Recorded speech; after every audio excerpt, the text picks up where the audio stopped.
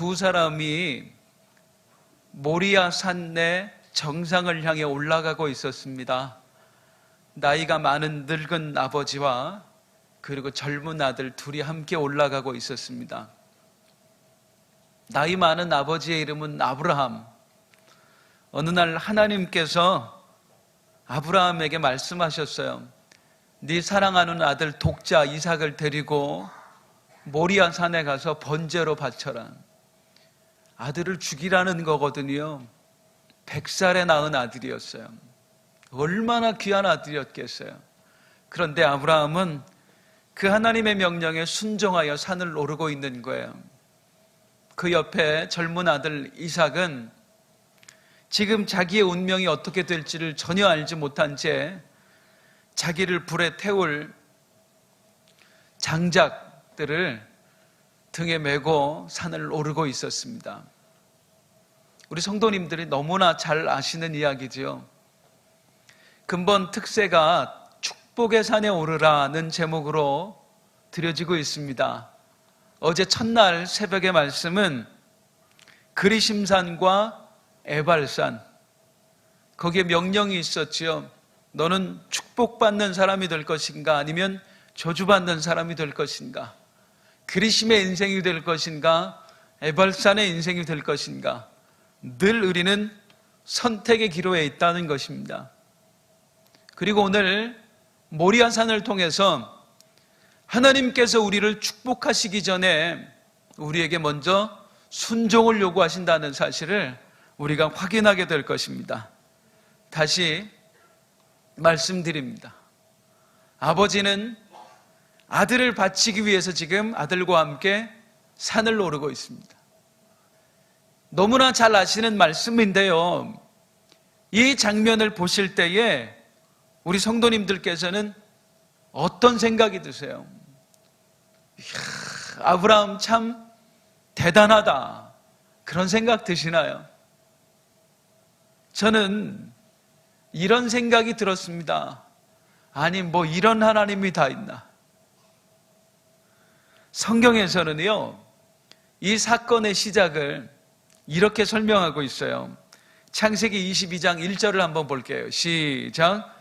그 일 후에 하나님이 아브라함을 시험하시려고 그를 부르시되 아브라함아 하시니 그가 이르되 내가 여기 있나이다. 아멘. 네 아들을 바쳐라. 100살에 낳은 아들이에요. 그래서 그 아들을 지금 죽이러 가고 있다고요. 그런데 이 일의 시작을 무엇 때문에 라고 성경이 설명하냐면 하나님이 아브라함을 시험하시려고 그래요. 하나님이 아브라함을 시험하시려고. 세상에 아들을 죽여야 되는데 그게 하나님의 시험이었다는 거예요. 어떻게 그런 생각 안 할 수 있어요? 뭐 이런 하나님이 다 있어요. 사실 우리가 믿는 하나님, 우리가 아는 하나님은 이런 하나님이 아니시거든요. 아브라함이 자기 아들 독자 이삭을 사랑한다고 하지만 우리 하나님께서는 아브라함이 이삭을 사랑하는 것보다 더 이삭을 사랑하시는 분이거든요. 어쩌면 이삭이라는 사람의 입장에서 볼 때, 아들 이삭의 입장에서 볼 때 자기는 이 일에 있어서 선택권도 없잖아요. 결정권도 없이 완전히 소외당하고 있는 거잖아요. 나를 두고 하나님과 아버지 사이에서 거래가 이루어지고 있는 거예요. 어떻게 보면 크게 마음에 상처받을 수도 있는 일이거든요. 그걸 하나님이 모르셨겠느냐고요. 그런데 왜 굳이 이렇게 하셨을까 하는 겁니다. 주일날인가요? 우리 담임 목사님의 말씀을 듣는데 저도 가슴이 먹먹해지더라고요. 이동성전에 있을 때에 한 성도님에게, 그때 당시 집사님에게 우리 하나님께서 감동을 주신 거죠. 지금 성전 건축 중이니까 네 집을 빼서 더 좁은 데로 가라. 그리고 그걸 헌금으로 드려라 하는 하나님이 감동을 주셨다는 거예요. 그런데 지금 있는 집이 지금도 살기 힘든 집이에요. 지하실 단칸방이었어요. 그런데 이걸 줄여서 더 좁은 데로 가라는 감동이 온 거예요. 도저히 받아들일 수 없는 그런 감동을 하나님이 주셨다고요. 아브라함에게만 힘든 요구를 하시는 하나님이 아니라 때로 우리가 신앙생활할 때에도 이건 하나님의 감동이 아닐 거야 라고 지내고 그냥 지나가게 하고 싶은 그런 감동을 하나님이 주실 때가 있어요. 적어도 우리 생각에 이런 하나님이 아니잖아요. 우리 하나님은 나를 지금보다 더 좋은 집에서 살게 하고 싶어 하시는 분이지, 너 나한테 바쳐 그리고 더 좁은 데로 가, 이런 하나님이 아니거든요. 우리가 생각하는 하나님은. 자, 그러면 그런 하나님인데 나보다 더 자식을 사랑하시는 하나님이 왜 그런 무리한 요구를 하셨을까? 오늘 이 시험하셨더라 이 시험에 담긴 하나님의 진짜 의도를 한번 알아보도록 하겠습니다. 하나님께서 때로 우리에게 무리한 요구, 어쩌면 순종하기 힘든 감동을 주시는 이유가 무엇일까? 시험하셨더라 했는데요, 왜 하나님은 굳이 이런 방법으로 아브라함의 믿음을 테스트하셨을까요? 오늘 본문을 이해하기 위해서는 두 가지를 좀 살펴봐야 됩니다. 성경을 잘 해석하려면 여러 가지 방법이 있는데 그 중에 하나가 이거예요. 처음과 끝을 살펴라 하는 겁니다. 처음과 그 이야기의 끝을 살펴라. 그러면 성경을 좀 수월하게 해석을 할 수가 있습니다. 오늘 본문도 볼게요. 처음에 볼게요. 처음에 오늘 본문 이야기에서 나오는 건 무슨 말이냐면 시험하시려고 해요. 우리 생각이 이렇죠. 하나님이 아브라함의 믿음을 달아보시고자 하는구나, 테스트하시고자 하는구나. 때로 우리에게 우리의 믿음을 테스트하시기 위해서 하나님께서 무리한 요구를 하시는구나 생각할 수 있는데, 사실 오늘 본문에 나오는 시험하시려고는 테스트의 의미가 아닙니다. 이 시험하시려고의 시험의 원문을 보면 가장 우리말에 이 원문과 가장 합당한 단어는 확증하시려고입니다. 확증하시려고. 아브라함의 믿음을 확증하시려고 하나님이 이런 시험을 주신 거예요. 자, 그게 무슨 뜻인지는 조금 이따 알아보도록 하겠습니다. 한번 따라 하시죠. 확증하시려고. 네, 뭐 피곤하시면 주무셔도 됩니다. 처음과 끝을 살피는데 처음에는 확증하시려고 나오고요, 끝을 살피면 돼요. 결과가 뭔지. 결과를 보면 의도를 알 수 있잖아요. 우리 막내가 요즘 중학교 2학년인데 그래도 좀 사춘기 아주 심하게 넘어가는 편은 아닌데 엄마 심부름을 자꾸 안 해요. 엄마가 심부름을 하면은 막 인상을 울그락불그락, 왜 꼭 지금 시키냐, 뭐하냐, 막 짜증을 막 내요. 얼마 전에도 그 쓰레기 좀 갖다 버리고 오라고 그랬더니 정말 이렇게 보면은 내가 옆에서 한 대 쥐어받고 싶을 정도로 짜증을 내요. 이제 엄마가 시키면 짜증을 내는데 아빠가 시키면 아무 말도 못 합니다. 무서워서. 갔다 와. 네. 그리고 가요. 투덜투덜 막 인상, 얼굴에는 하나도 내가 아니야, 얼굴은.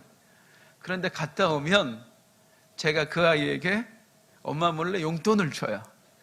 그럼 얼굴이 활짝 펴진단 말이에요. 그러니까 아빠가 갔다 와. 그때 아들은 짜증나거든요. 왜 저렇게 무섭게 말해? 왜 이렇게 억압을 줘?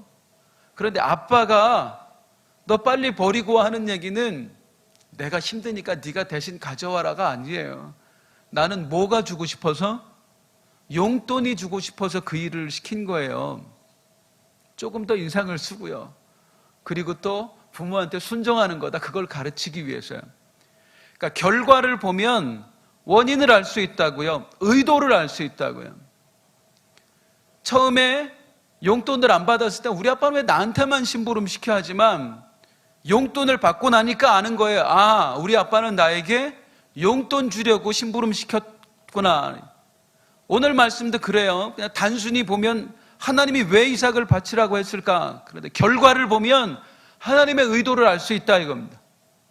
때로 우리에게 하나님이 무리한 요구를 하시지요. 왜 하나님이 이걸 요구하실까 하는데 시간이 지나 결과물을 보면, 하나님이 내 인생 가운데 행하신 결과물을 보면 그때 아는 거예요. 하나님이 그때에 그래서 나에게 그런 감동을 주셨구나.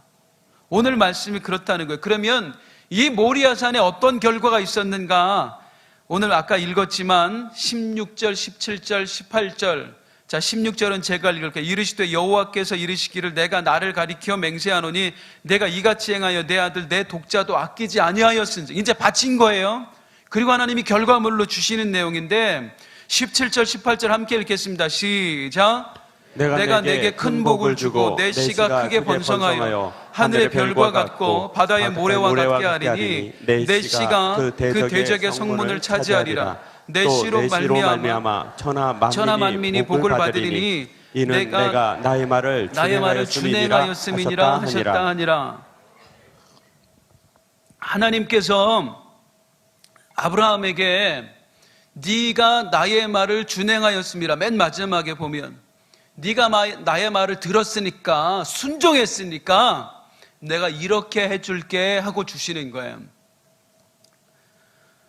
여기를 보면 우리가 그냥 얼핏 생각하면 이건 지금까지 아브라함이 늘 하나님께 받아왔던 약속이에요. 그렇지 않습니까? 네 자손을 하늘의 별과 같이 바다의 모래와 같이 하리라. 늘 아브라함이 받았던 약속인데 굳이 이걸 또 한 번 주시려고, 그 약속 맨날 했던 걸 다시 한 번 하시려고 그럼 하나님이 이렇게 시험하셨나? 우리가 그렇게 생각할 수 있단 말이에요. 그렇게 생각하면 이 시험이 의미가 없는 거예요. 맨날 주던 약속 뭐 또 주려고 굳이 이렇게 어려운 일까지 행하시나? 여기 다시 보면 노란 글씨만 보면은요, 내 씨가 그 대적의 성문을 차지하리라. 내 씨로 말미암아 천하 만민이 복을 받으리니 했는데, 여기 나오는 내 씨 있잖아요. 이 씨에 쓰인 단어는 창세기 3장 15절에 나오는 하나님이 우리에게 처음 복음을 말씀하시죠. 아담과 하와를 통해서 내가 너희에게 여자의 후손을 보내리라. 예수 그리스도를 말씀하시는 거잖아요. 메시아의 언약을 처음 주시는 게 창세기 3장 15절이에요. 거기 나오는 여자의 후손과 같은 단어입니다. 여기 나오는 내 씨는, 즉 하나님이 네 자손을 하늘의 별과 같이 할게, 바다의 모래같이 할게, 그걸 언약을 반복해서 주시는 내용이 아니에요. 하나님께서 처음으로 아브라함한테 메시아의 언약을 주시는 거예요. 메시아의 언약을. 이게 왜 중요하냐? 아브라함이 하나님을 믿는 사람입니다. 그런데 지금까지 이 모리아산의 사건, 이 모리아산에 오르기 전까지 아브라함의 믿음은 어떤 믿음이었죠? 그저 하나님을 알고, 또 하나님이 계시는구나, 하나님이 능력 많으시는구나 하는 정도로 하나님을 믿고, 그리고 하나님을 의지하는 믿음이에요. 하나님이 이런 분이구나, 나는 하나님 없이는 못 살겠구나. 그런데 이 믿음 가지고는 구원에 이르지 못합니다. 이 믿음 가지고는. 사도행전 4장 12절은 분명하게 말씀합니다. 다른 이로서는 구원받을 수 없나니 천하 사람 중에 구원받을 만한 다른 이름을 우리에게 주신 일이 없습니다. 구원에 이르는 길은 오직 한 길이에요. 예수 그리스도를 통해서 구원받습니다. 신약에만 해당되는 얘기가 아니에요. 예수님이 오신 이후에만 해당되는 얘기가 아니에요. 예수님이 오시기 전부터 구약에도 신약에도 동일합니다. 오직 구원은 예수 그리스도로 말미암아 받습니다. 그러면 이런 질문이 생기죠. 구약 사람들은 어떻게 해? 예수님을 모르는데. 조세호가 그랬다고 그러죠. 안재욱 결혼식에 왜 안 왔어? 그러니까 모르는데 어떻게 가요? 뭐 그랬다고 그러는데, 구약 사람들이 예수님을 모르는데 어떻게 구원을 받나? 이렇게 설명하죠. 많이들 들어보셨을 거예요. 구약에서는 어떤 믿음으로 구원을 받고, 오실 예수를 믿는 믿음으로 구원을 받고, 신약의 사람들은, 우리를 포함해서 신약의 사람들은 오신 예수, 그리고 다시 오실 예수를 믿는 믿음으로 구원을 받습니다. 그럼 구약의 사람들은 오실 예수를 어떻게 알았어요? 오실 예수가 처음 나오는 장면이 창세기 3장 15절이라니까요. 여자의 후손을 믿는 믿음으로 구약 사람들은 구원을 받았어요. 아담과 하와에게 여자의 후손을 보내리라. 그가 사탄의 머리를 짓밟으리라. 하나님이 이 언약을 주셨고, 아담과 하와도, 아벨도, 그리고 그의 아담과 하와의 아들 셋도, 노아도, 에녹도 전부 다 이 언약을 믿는 믿음으로 구원을 받은 사람들이에요. 하나님이 메시아를 보내실 거야. 그 사단의 머리를 짓밟고 우리를 구원해 주실 거야. 하던 믿음으로 저들은 구원을 받았다고요.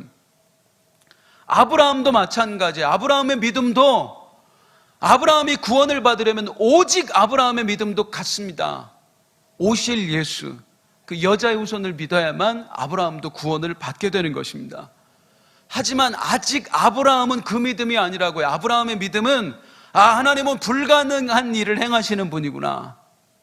하나님을 의지해야 되는구나. 하나님은 아들을 낳을 수 없는 내 태에, 우리 집안의 태를 열어서 자식을 주실 수 있는 분이구나 하는 정도만 알아요. 하나님은 나를 도우시는 분이야, 축복하시는 분이야 정도만 알아요. 하지만 구체적으로 내가 무엇을 믿어야 되는지, 메시아에 대한 언약은 아직 없다는 거예요. 구원받을 만한 믿음은 아직 없다는 겁니다. 하나님께서는 그런 아브라함에게 구원받을 만한 믿음을 주기를 원하셨어요. 인간이 받을 수 있는 최고의 축복, 아니 그 무엇보다도 비교할 수 없는 축복은 구원입니다. 아들을 받았다는 것보다 더 중요한 게 구원받는 거예요. 하나님은 아브라함에게 그걸 주기를 원하셨다는 거예요. 그걸 설명하는 구절이 시험하시려고 해요. 제가 아까 혹시 기억하십니까? 지금 졸리시죠? 시험하시려고가 원래 무슨 뜻이라고요? 확증하시려고요. 지금까지 아브라함의 믿음은 구원받을 만한 믿음은 아니지만 하나님께서 아브라함의 믿음을 확증하시려고, 구원받을 만한 믿음으로 확증하시려고, 진짜 구원받을 만한 믿음이 되게 하시려고 아브라함을 시험하셨다는 겁니다. 그럼 정말인가 확인해야 되지요. 아브라함이 진짜로 이 이후로 오실 예수를 믿는, 메시아를 믿는 믿음을 가지게 되었을까? 가지게 되었습니다. 예수님께서 직접 증언하시기를 요한복음 8장 56절에 보니까 함께 읽습니다. 시작. 너희 조상 아브라함은 나의 때 볼 것을 즐거워하다가 보고 기뻐하였느니라. 할렐루야. 예수님이 말씀하시는 거예요. 아브라함이 나의 때 볼 것을 즐거워했다. 그리고 보고 기뻐했다. 이 일이 언제 이루어진 거예요? 모리아산에서. 모리아산에서 메시아의 언약을 받고 그때부터 아브라함이 메시아를 기다리게 된 거예요. 예수라는 이름은 몰랐지만 하나님이 주실 언약, 메시아의 언약을 기다리게 된 거예요. 그래서 아브라함이 그 믿음을 가졌다는 것을, 새벽에 조금 복잡합니다만 중요하기 때문에 말씀드립니다. 바울 사도가 나중에 갈라디아에서 증언하는데요, 아브라함이 이 믿음을 가졌다 하는 것을 갈라디아 3장 16절에 시작. 이 약속들은 아브라함과 그 자손에게 말씀하신 것인데 여럿을 가리켜 그 자손들이라 하지 아니하시고 오직 한 사람을 가리켜 내 자손이라 하셨으니 곧 그리스도라. 아브라함이 처음에는 네 자손들이 많게 될 거야, 그렇게 하나님의 언약을 받았어요. 내가 하나님을 열심히 믿으면 내 자손들이 많아져서 그걸로 내가 복을 받는구나, 하늘의 별처럼 바다의 모래처럼 많아져서 그렇게 복을 받는구나, 이렇게 믿었다가 모리아산 사건 이후로는 자손들의 축복을 기다린 것이 아니라 자손의 축복을 기다렸다고요. 내 자손 가운데, 자손들 가운데에 특별한 메시아를 하나님이 보내시는구나, 그의 때를 아브라함이 기다리고 믿었던 거예요. 그 자손이 곧 누구라? 그리스도라라고 말합니다. 언제 기회가 되면 한번 이 설교를 더 하고 싶네요. 다시 정리합니다. 왜 하나님이 나에게 이런 감동을 주시나, 이런 명령을 주시나 이해할 수 없었다고요. 백살에 낳은 아들 하나님이 세상에 왜 바치라고 얘기해요? 그런데 이유가 있었다고요. 단순히 네 믿음이 이 정도구나 테스트 하시려고가 아니에요. 하나님은 테스트 안 해도 아세요. 우리의 중심을 보시는 하나님이에요. 내 믿음이 네 믿음이 이 정도구나 테스트하시려고 헌신해라, 드려져라, 뭐 포기해라 그런 하나님이 아니에요. 확증하시려고 해요. 너의 믿음이 지금은 네가 볼 땐 대단한 것 같지만 사실은 네 믿음이 구원받을 만한 믿음이 못 된단다. 아브라함아, 나는 네 믿음을 구원받을 만한 믿음으로 확증하고 싶단다. 그 믿음을 주고 싶으니 네 사랑하는 아들 독자 이삭을 나에게 바쳐라. 이 일을 통해서 내가 장차 너에게 이룰 메시아의 언약을 주마. 그러니까 하나님은 테스트하시려고 아들 바쳐라 하신 게 아니라 아브라함을 너무 사랑하셔서 그가 감당치도 못할 복을 주시려고 하나님이 그 일을 행하신 거예요. 순종을 요구하신 거예요. 우리에게도 마찬가지라 이겁니다. 아까 말씀한 그 집사님, 지금은 장로님이시라고 그러죠. 내가 이런 단칸방에, 지하실 단칸방에 사는 나에게 하나님이 왜 이런 요구를 하실까? 얼마나 갈등도 했겠어요. 그걸 빼서 더 작은 집으로 간다는 게. 하나님이 내 믿음을 테스트하시려고 하나? 아니, 확증하시려고 해요. 축복을 확증하시려고, 언약을 확증하시려고. 내가 감히 상상도 못할 축복을 하나님이 계획하시고 그 축복 받을 만한 근거를 만들어 주시기 위해서 하나님이 나에게 감동을 주신다고요. 지난 세월을 살아오는 동안 어제 말씀과 이어보면 수많은 기회가 있었어요. 너는 그리심산에 설 것인가 아니면 에발산에 설 것인가? 내 말에 순종하여서 네가 축복의 산에 오를 것인가 아니면 저주의 산에 오를 것인가 하는 수많은 기로에 하나님이 우리를 세우셨었어요. 그리고 그 삶의 결과물로 우리가 삶을 살아가고 있는 거예요. 지난 상반기에도 하나님이 우리에게 두 산을 택하라고 어쩌면 명령하셨을지도 몰라요. 어떤 분은 그 테스트, 그 확증을 받으신 분도 있으시고 그 확증에 미루어진 분도 계실 거예요. 사랑하는 성도님들, 하반기에도 또 하나님은 우리를 달아보실 것입니다. 확증하시려고 하나님께서 무언가를 우리에게 요구하실 수 있을 것입니다. 그때에 반드시 축복의 산에 설 수 있는 여러분 되시길 주님의 이름으로 축원드립니다. 하나님이 나를 나보다 더 사랑하세요. 나보다 나를 더 사랑하시는 분이 나에게 무언가를 요구하실 때는 이유가 있잖아요. 하물며 나도 저같이 부족한 사람도 자식에게 그냥 돈 주면 안 된다는 거 저도 너무 잘 알아요. 그냥 무조건 해달라는 대로 해주면 내 자식 망가지는 거 저도 잘 알아요. 저같이 아둔한 사람도. 하물며 우리 하나님이 그걸 모르시겠습니까? 달라는 대로 그냥 무조건 안겨주면 우리가 망가질지 모르겠느냐고요. 우리 하나님이 내 요구를 들으셔야 되는 게 아니라 하나님의 요구를 내가 들어야 됩니다. 그때에 진짜 축복이 오는 줄로 믿습니다. 그래서 우리가 하반기를 우리가 축복의 삶으로 만들어내기 위해서는 무엇보다도 우리에게 필요한 게 무엇이냐? 순종하라 하는 것입니다. 순종하라 하는 거예요. 순종이 기적을 만들어냅니다.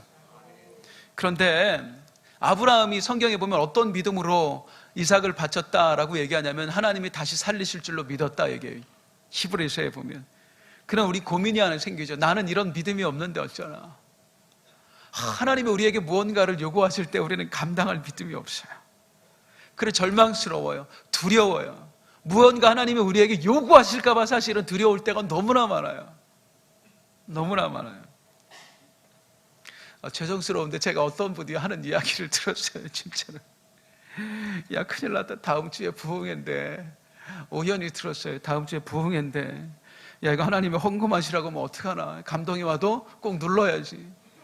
이게 그런 마음으로 부흥회를 가시면 무슨 은혜가 있겠어요. 우린 그런 믿음이에요. 솔직히 부흥회가 와도 두려운 믿음. 아유 막 감동받아서 막 헌금하는 감동이 오면 어떡하나. 되게 웃기지 않습니까? 하나님 보시기에 얼마나 웃기겠어요, 이게. 아브라함이 자식을 바쳤어요. 하나님께 순종해서. 대단하잖아요. 근데 짧게 보겠습니다. 저는 여기서 성도님들이 절대로 아브라함의 대단함을 보지 않으셨으면 좋겠어요. 인간이 대단해서 그 일을 했다 하면 우린 절망스러워요. 왜냐면 나는 대단한 사람이 아니니까. 나는 대단한 사람이 아니니까. 우리가 잘 아는 말씀입니다. 한번 따라하겠습니다. 주님이 하셨습니다. 주님이 하실 것입니다.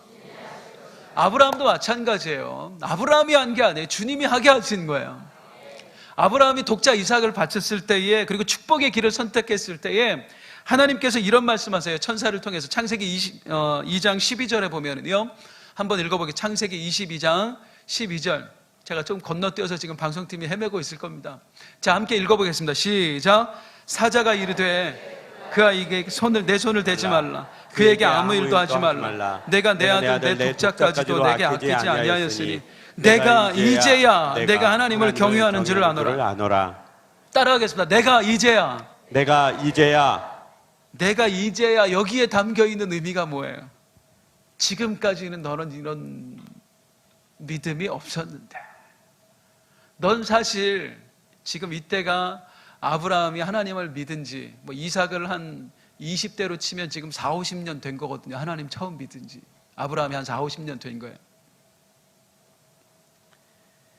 지금까지는 4, 50년을 믿으면서도 너에게 이런 믿음이 없었다. 내가 그토록 너에게 믿음을 요구했건만. 그런데 내가 이제야 네 안에서 믿음을 보게 되는구나. 맞습니다. 아브라함이 대단해 보이지만 사실 지금까지 아브라함은 형편없는 사람입니다. 우리가 알잖아요. 아브라함 어땠어요? 하나님 믿겠습니다 하고 가나안 땅에 왔다가 그 땅에 기근이 오니까 아이고 하나님 믿으면 큰일 나겠구나 하고 즉시로 가나안 땅을 떠납니다. 그리고 애굽으로 가요. 그 당시에는요, 지역을 옮긴다는 게 그냥 이사하는 게 아니에요. 그 지역의 신을 믿겠다 하고 오는 거예요. 기근이 오자마자 아이고 여호와 하나님 믿었다간 굶어 죽겠구나 하고 애굽으로 떠나는 거예요. 애굽 신을 믿겠다고요. 그 애굽에 가서는 또 어떻게 했죠? 나 살겠다고 자기 아내를 애굽 왕에게 팔아먹어요. 그리고 또 돌아왔다가 하나님이 약속을 주셨어요. 네 아내로 말미암아 아들이 있을 거다 했는데도 그 약속을 못 믿고 종 하갈과 동침해서 이스마엘을 낳았어요. 그걸 하나님이 내버려 두셨다가 99세에 나타나셔서 하나님이 내년 이맘때에 아들이 있으리라. 내년 이맘때에. 그리고 몇 달 지났어요. 그 약속을 받은 지 몇 달 지났으니까 아내 뱃속에 아들이 생겼다고요. 근데 그때 또 한 번 자기 아내를 팔아먹습니다. 블레셋 왕한테요. 임신한 아내를 팔아먹은 놈이에요, 아브라함이요. 그 인간 말종도 이런 말종이 없다니까요. 죄송스럽습니다만. 그랬던 아브라함이 바뀐 거예요. 100살에 얻은 자식을 다시 살아날 줄 알고 하나님께 바치는 사람으로 바뀐 거예요. 누가 하셨어요? 하나님이 하셨어요. 아브라함이 대단하셔가 아니에요. 끊임없이 하나님께서 아브라함의 인생에 개입해 주셨고, 자기 아내를 2번이나 팔아먹는, 그것도 임신한 아내를 팔아먹는 그 인간 말종을 하나님이 바꿔놓으셨어요. 이 아브라함의 속에서 하나님이 감동할 만한 믿음이 있는 거예요. 네가 이제야 여호와 경외하는 줄을 내가 알았노라. 우리에게 믿음이 없다고 좌절하지 마시기 바랍니다. 때로는 순종 못해서 너무나 죄송스럽고, 이래가지고 내가 축복받을 사람이 될 것인가 때로는 두렵기도 해요. 그런데 지금까지 하나님께서 나를 만들어내셨잖아요. 예수 처음 믿었을 때 한번 생각해 보세요. 그때하고 지금의 모습, 상전벽해 아닙니까? 내가 어떻게 이런 믿음을 가졌을까? 지금까지 역사하신 하나님 앞으로도 역사하실 것입니다. 더 복받을 만한 믿음으로 만들어내실 줄로 믿습니다. 상반기에도 그 일을 하셨어요. 이제 하반기에도 그 일을 하실 거예요. 내가 믿음이 없다고 좌절할 것이 아니라 하나님을 기대하시기 바랍니다. 주님이 하실 것입니다. 주님이 역사하실 것입니다. 주여, 아브라함에게 주셨던 믿음 나에게도 주시옵소서. 아브라함의 순종을 나도 하게 하시고 아브라함의 축복이 내 인생에도 임하게 하여 주옵소서. 그렇게 하반기를 향해 달려나가는 우리 모두가 될 수 있기를 주님의 이름으로 축원드립니다. 우리 함께 찬송할게요. 주가 보이신 생명에게.